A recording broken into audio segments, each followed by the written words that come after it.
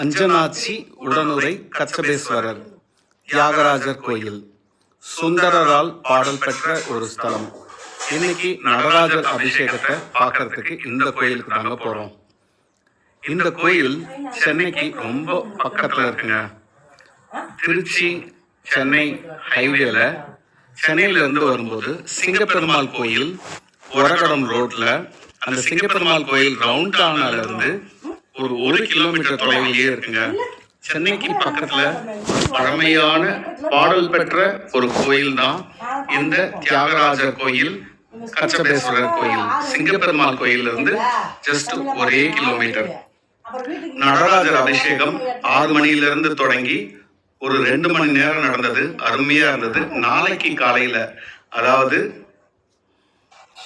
ஜனவரி 3, 2025 6 மணிக்கெல்லாம் பார்த்தீங்கன்னா ஆருத்ரா தரிசனம்.